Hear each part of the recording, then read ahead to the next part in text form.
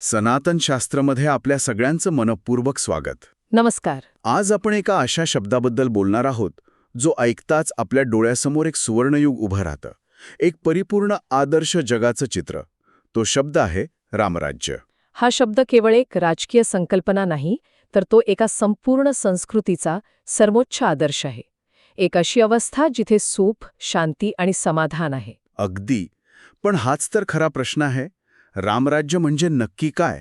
ही फक्त एक सुंदर पौराणिक कल्पना आहे, एक अशक्य वाटणारं स्वप्न? की राज्यकारभारासाठी आजही लागू होणारा एक ठोस आराखडा, एक ब्लूप्रिंट आहे. बरोबर. आज आपण थेट वाल्मिकी रामायणातच डोकावून पाहणार आहोत. बघूया उत्तरकांडात नेमकं काय वर्णन केलंय आणि या शब्दाचा खरा अर्थ शोधून काढूया. आणि मला वाटतं आजच्या काळात या संकल्पनेचा खरा अर्थ समजून घेणं खूप गरजेचं आहे. सुरुवात वर्णनापासूनच करूया, कारण रामराज्याबद्दल जे काही लिहिलं गेलंय ते ऐकूनच आश्चर्य वाटतं. असं म्हणतात की तिथे दुःख अस्तित्वातच नव्हतं. हे थोडं अविश्वसनीय नाही का वाटत? वाल्मिकी रामायणात नेमकं काय वर्णन आहे? तुमची शंका अगदी योग्य आहे. ते वर्णन आजच्या काळात एखाद्या काव्यात्मक अतिशयोक्तीसारखं वाटू शकतं, पण ते त्या राज्याच्या परिणामांबद्दल आहे. म्हणजे आधी काय मिळालं ते सांगतं आणि मग ते कसं मिळालं हे उलगडत जातं. अच्छा. वाल्मिकी ऋषी म्हणतात की श्रीरामांच्या राज्यात अकाली मृत्यूची घटनाच घडत नसे. म्हणजे कोणत्याही मुलाचा मृत्यू त्यांच्या आईवडिलांच्या आधी होत नव्हता. एक मिनिट. म्हणजे बालमृत्यू किंवा अपघाती मृत्यू नव्हते? याचा अर्थ तिथली आरोग्य व्यवस्था आणि सामाजिक सुरक्षा इतकी प्रगत होती? आरोग्य व्यवस्थेच्याही पलीकडची ही गोष्ट आहे. याला एक प्रकारचा संपूर्ण सुसंवाद म्हणता येईल.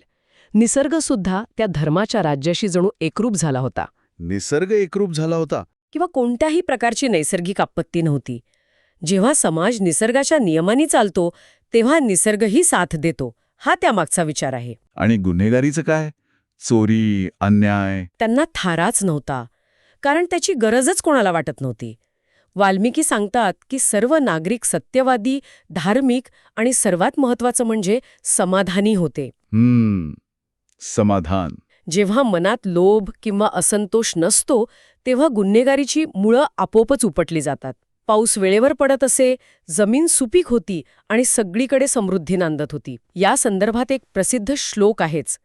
काले वर्षती पर्जन्यः सुभिक्षम विमल दिशा हृष्टपुष्ट जनाकीर्णम पुरम जनपदास्तथा रामे राज्यम प्रशासती. वाह. म्हणजे जेव्हा श्रीराम राज्य करत होते तेव्हा ढग वेळेवर पाऊस देत होते, दिशा स्वच्छ होत्या, सगळीकडे सुबत्ता होती आणि नगरं, राष्ट्र आनंदी सुदृढ लोकांनी भरलेली होती. हे वर्णन ऐकूनच अंगावर काटा येतो. पण हे सगळं इतकं आदर्श वाटतंय की प्रश्न पडतो, हे आपोआप घडलं की यामागे काहीतरी ठोस प्रशासकीय कारणं होती? अगदी. म्हणजे केवळ राजा चांगला आहे म्हणून सगळं चांगलं होतं, की त्या शासनाची काही स्पेसिफिक पॉलिसी होती, काहीतरी पाया होता? तुम्ही अगदी अचूक मुद्द्याला हात घातलाय. परिणामांपेक्षा कारणं समजून घेणं नेहमीच अधिक महत्त्वाचं असतं. आणि हो, यामागे एक अतिशय मजबूत आणि विचारपूर्वक तयार केलेला पाया होता. अच्छा. रामराज्याचा डोलारा 3 मुख्य स्तंभावर उभा होता. ठीक आहे. चला तर मग हे स्तंभ एक एक करून उलगडूया. पहिला आणि सगळ्यात महत्त्वाचा स्तंभ कोणता? पहिला स्तंभ होता नैतिक शासन. याचा सोपा अर्थ म्हणजे भावनेपेक्षा, वैयक्तिक नात्यांपेक्षा आणि स्वतःच्या सोयीपेक्षा धर्म म्हणजेच कायदा आणि कर्तव्य श्रेष्ठ आहे हे मानणं. आणि याचं सर्वोत्तम उदाहरण दुसरं कोण घेणार? स्वतः प्रभू श्रीरामांनी ते दिलं. तुम्ही त्यांच्या वनवासाबद्दल बोलत आहात का? हो, त्यांनी वनवास स्वीकारला कारण ते दुर्बळ होते किंवा परिस्थितीला शरण गेले म्हणून नाही. मग का? तर वचन आणि कायदा यांचं राज्य वैयक्तिक सुखसुविधांपेक्षा कितीतरी पटीने मोठं आहे हे त्यांना स्वतःच्या कृतीतून सिद्ध करायचं होतं. राजा कायद्याच्या वर नाही, तर कायद्याचा पहिला सेवक आहे हे त्यांनी दाखवून दिलं. म्हणजे रूल ऑफ लॉची संकल्पना. राजासुद्धा कायद्याच्या अधीन आहे. पण आजच्या जगात तर आपण याच्या अगदी उलट बघतो, जिथे कायदे सोयीनुसार वाकवले जातात. बरोबर. या एका कृतीचा लोकांच्या मानसिकतेवर काय परिणाम झाला असेल? प्रचंड. त्या एका कृतीतून 3 मोठ्या गोष्टी सिद्ध झाल्या. 1. राजा धर्मापेक्षा मोठा नाही. 2. शासकाने जनतेकडून त्यागाची अपेक्षा करण्यापूर्वी स्वतः त्याग करायला हवा. हा मुद्दा खूप महत्वाचा आहे. आणि 3. सामूहिक स्थैर्य आणि समाजाच्या भल्यासमोर वैयक्तिक दुःख गौण आहे. यामुळे जनतेचा शासनावर एक अढळ विश्वास बसला आणि विश्वास हाच कोणत्याही महान संस्कृतीचा पाया असतो. प्रश्न आहे, प्रॅक्टिकल या शब्दाची व्याख्या काय यावर हे अवलंबून आहे. जर तात्पुरता फायदा म्हणजे प्रॅक्टिकल, तर कदाचित ते चुकीचं वाटेल. हो, पण जर दीर्घकालीन विश्वास आणि एक नैतिक समाज घडवणं म्हणजे प्रॅक्टिकल, तर हा सर्वोत्तम निर्णय होता.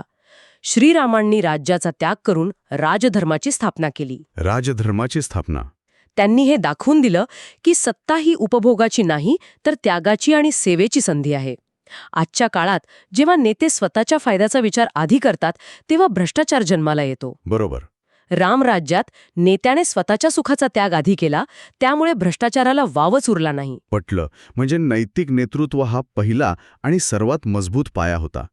पण फक्त चांगला नेता असून भागत नाही. नाही. लोकांच्या घरात चूल पेटली पाहिजे. मग त्या राज्याची अर्थव्यवस्था कशी होती? कारण आजकाल तर आपण बघतो की चांगल्या हेतूने आणलेल्या योजनासुद्धा भ्रष्ट अर्थव्यवस्थेमुळे लोकांपर्यंत पोहोचत नाहीत. बरोबर. आणि म्हणूनच दुसरा स्तंभ होता शोषणाशिवाय संपत्तीचं निर्माण. हे एक असं आर्थिक मॉडेल होतं जे आज आपल्याला जवळपास अशक्य वाटेल. अच्छा. एक गोष्ट आपण स्पष्ट केली पाहिजे, रामराज्य संपत्तीच्या म्हणजे वेल्थच्या विरोधात नव्हतं. उलट तिथे प्रचंड समृद्धी होती. ते लोभाच्या म्हणजे ग्रीडच्या विरोधात होतं. इंटरेस्टिंग. म्हणजे संपत्ती कमवायला हरकत नव्हती, पण तिचा हव्यास नको होता. हे प्रत्यक्ष व्यवहारात कसं शक्य होतं? कर प्रणाली, व्यापार हे सगळं कसं चालायचं? त्या काळात शेती आणि व्यापार दोन्ही भरभराटीला आले होते. पण जनतेवर कोणताही अवाजवी कर लावला जात नव्हता. कर असा घेतला जायचा जसं सूर्य पृथ्वीवरून पाण्याची वाफ घेतो. वा. कोणाला कळतही नाही आणि त्यानेच पुन्हा पाऊस पडून सगळ्यांचं भलं होतं. कोणीही साठेबाजी करत नव्हतं. आणि सर्वात महत्वाचं म्हणजे राजा संपत्ती स्वतःच्या खजिन्यात जमा करत नव्हता. मग काय करत होता? तर ती समाजात खेळती राहील, तिचं योग्य प्रकारे वितरण होईल याची खात्री करत होता. हां, तर आजच्या अर्थव्यवस्थेच्या अगदी उलट विचार आहे.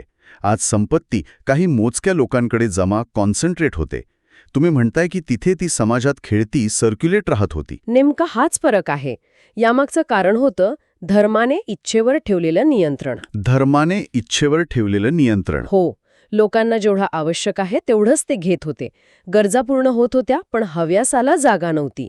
त्यामुळे शोषण, भ्रष्टाचार आणि आर्थिक विषमता यांसारख्या समस्याच निर्माण झाल्या नाहीत. म्हणजे मागणी आणि पुरवठा हे दोन्ही नैतिक होते. अगदी. जेव्हा उत्पादक आणि ग्राहक दोघंही नैतिक असतात, तेव्हा बाजाराला कठोर नियमांची गरजच पडत नाही. वाह, नैतिक शासन आणि नैतिक अर्थव्यवस्था हे दोन स्तंभ तर खूपच शक्तिशाली आहेत. मग तिसरा स्तंभ कोणता होता? तो याहूनही अधिक महत्वाचा आहे का? तो या दोन्हींपेक्षाही अधिक सूक्ष्म आणि खोल आहे. तिसरा स्तंभ आहे आध्यात्मिक संरेखन. आध्यात्मिक संरेखन. हो, सोप्या भाषेत सांगायचं तर बाहेर शांतता तेव्हाच नांदते जेव्हा माणसांच्या मनात शांतता असते.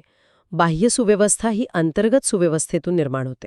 तर ती एक मानसिक आणि आत्मिक सुव्यवस्था होती. याचं एखादं उदाहरण द्याल का? म्हणजे नागरिकांच्या रोजच्या जीवनात हे कसं दिसायचं? नक्कीच. रस्त्यावर कचरा नसतो कारण लोकांच्या मनात स्वच्छतेचा विचार असतो. पोलिसांची गरज कमी लागते कारण लोकांच्या मनातच कायद्याबद्दल आणि एकमेकांबद्दल आदर असतो. अच्छा. नागरिक स्वतःहून सत्य, दया, दान आणि तप म्हणजे आत्मानुशासन या मूल्यांचं पालन करत होते. म्हणजे थोडक्यात नैतिक नेते, शोषणमुक्त अर्थव्यवस्था आणि आत्मानुशासित नागरिक या 3 स्तंभांवर रामराज्य उभं होतं. हे सगळं ऐकायला खूप प्रेरक वाटतं. पण मग पुन्हा तोच प्रश्न येतो की हे प्रत्यक्षात शक्य आहे का? की याला आपण एक मिथक म्हणूनच बघावं? इथे मिथक या शब्दाचा अर्थ काय घ्यायचा यावर उत्तर अवलंबून आहे. म्हणजे जर मिथक याचा अर्थ एक अशक्य काल्पनिक गोष्ट असेल तर हे मिथक नाही, कारण ही मूल्य आजही शक्य आहेत. पण जर मिथक याचा अर्थ एक आद्य प्ररूप मॉडेल म्हणजे आर्किटायपल मॉडेल किंवा एखाद्या सभ्यतेचा सर्वोच्च आदर्श असेल तर हो, हे एक मिथक आहे. म्हणजे हे एक बेंचमार्क आहे, एक नॉर्थ स्टार आहे, ज्याकडे पाहून आपण आपली व्यवस्था घडवण्याचा प्रयत्न करू शकतो. अगदी तसंच. रामराज्य हे प्लेटोचं रिपब्लिक सारखं किंवा कन्फ्युशियसच्या नैतिक राज्याच्या कल्पनेसारखं एक आदर्श आहे. ते एक ध्येय आहे. एक ध्येय. थोडक्यात सांगायचं झालं तर ते आध्यात्मिक चेतनेने मार्गदर्शन केलेलं राजकीय वास्तव होतं, जिथे नेतृत्व हे एका तपश्चर्यासारखं होतं आणि सत्ता ही आत्मजागरूकतेने नियंत्रित होती. ठीक आहे, हे आदर्श म्हणून आपण स्वीकारलं. पण आता सर्वात महत्वाचा आणि तितकाच अवघड प्रश्न. भागवत पुराणात वर्णन केल्याप्रमाणे कलियुगात नेते शोषण करणारे आणि नागरिक स्वार्थी आहेत. संपत्तीलाच सद्गुण मानलं जातं आणि सत्य मागे पडतं. अशा युगात रामराज्याची अपेक्षा करणं म्हणजे मृगजळामागे धावण्यासारखं नाही का? हाच तर $1,000,000 क्वेश्चन आहे. आणि याचं उत्तर हो आणि नाही असं दोन्ही आहे. दोन्ही? हो. मोठ्या प्रमाणावर म्हणजे संपूर्ण देशात किंवा जगात रामराज्य स्थापित करणं हे आजच्या परिस्थितीत अत्यंत कठीण आहे, जवळजवळ अशक्य वाटू शकतं. कारण समाजाची सामूहिक चेतना, कलेक्टिव्ह कॉन्शियसनेस अजून त्या पातळीवर पोचलेली नाही. मग आशेला जागा कुठे? आपण फक्त जुन्या काळातल्या गोष्टी सांगत बसायचं का? नाही, अजिबात नाही. आशेला जागा आहे कारण रामराज्याची संकल्पना फ्रॅक्टल आहे. फ्रॅक्टल? फ्रॅक्टल म्हणजे एका मोठ्या पॅटर्नचा एक लहान भाग जो स्वतःमध्ये त्या मोठ्या पॅटर्नसारखाच दिसतो. समुद्राची एक लहर ही संपूर्ण समुद्राचं रूप असते तसंच काहीसं. हे थोडं आणखी सोपं करून सांगाल का? नक्कीच. जरी संपूर्ण देशात रामराज्य आणणं शक्य नसलं तरी लहान स्तरावर ते नक्कीच शक्य आहे.